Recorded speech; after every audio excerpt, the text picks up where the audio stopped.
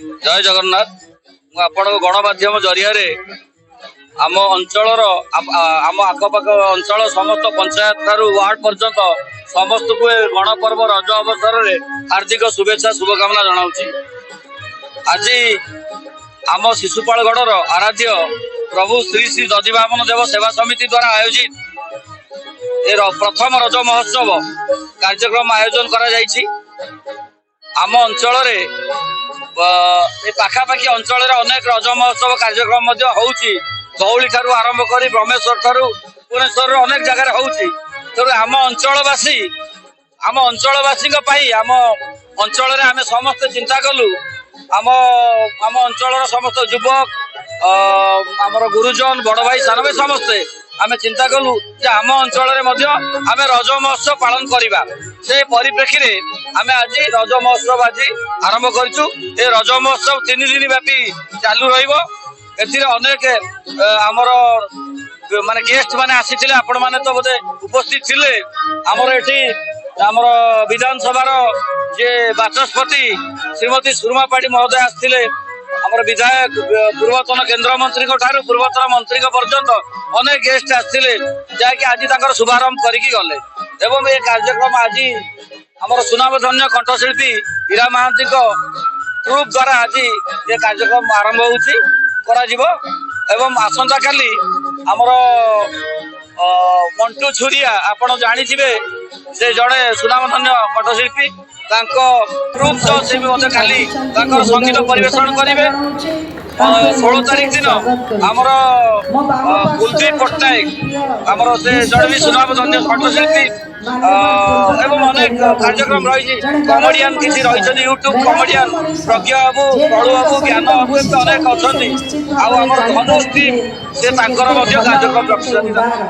आपण जरिया आउ थे समस्त धन्यवाद जनाऊँगी। आसतु समस्त मिलमिशि रज उत्सव को खुशी पालन करवा। मो ना अर्जुन कुमार जेना शिशुपालगढ़ सेवा समवाय समिति पूर्वतन संपादक एवं दधिवामन सेवा समिति सभापति। विशेषकर गोटे सेवा समिति संपादक भाव में ये जो 5 खंडी ग्राम पंचायत अच्छी सुचारू रूपे मुझे ऋण देवा नबार साहाय्य करिछि एवं दधिवामन सेवा समितिर समस्त कार्य को सुचारू रूपे परिचालना करथिबारु आज समिति तरफ माननीय बाचस्पति तरफ मत सम्मानित कराइछि।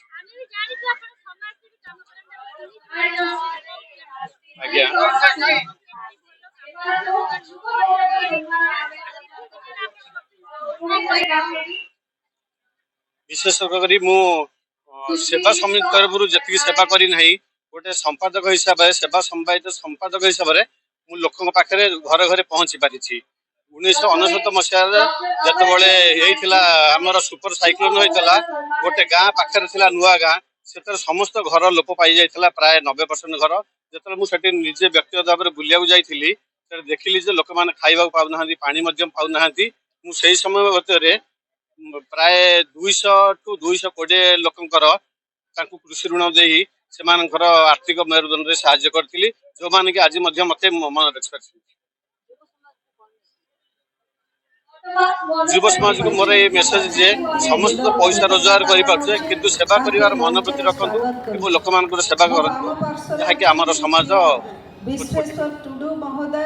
शिशुपालगढ़ आज जो रज महोत्सव उद्घाटन संध्या यही संध्यारे आम समस्त देखी आज महोत्सव को उद्घाटन कले ओडिशा विधानसभा बाचस्पति सम्मान्य सुरमा पाढ़ी एवं अन्य अतिथिवृंद मैंने उपस्थित थे।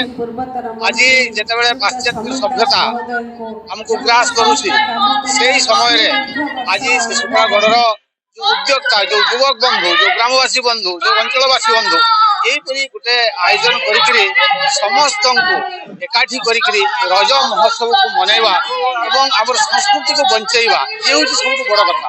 आज केवल एठी नुहे सारा ओडिशा रे कहीं सारा भारत वर्ष रे उड़िया माने जोठी बसवास करुचंती निश्चित भाव में ये पर्व को पालन करुचंती। विशेषकर जदि आमे कहिबा पूर्व ओडिशा रे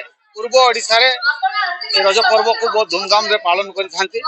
तेणु मु पुनर्बार धन्यवाद देवी और कृतज्ञता जणाइबी अंचलवासी को जोपरी भाव में प्रथम वर्ष करी ए प्रकार गोटे जो ग्राम माने ग्रामांचल भलिया होइथिले मध्य जोपरि भाव आयोजन करा जायछि निश्चित भाव मु आशा रखिबि आगो को आगो मध्य अनुष्ठान ए प्रकार कार्यक्रम करू एवं संस्कृति माध्यम रे ए प्रकार कार्यक्रम माध्यम रे ए अंचल गोटे भाईचारा तयारी शिशुपाल माटी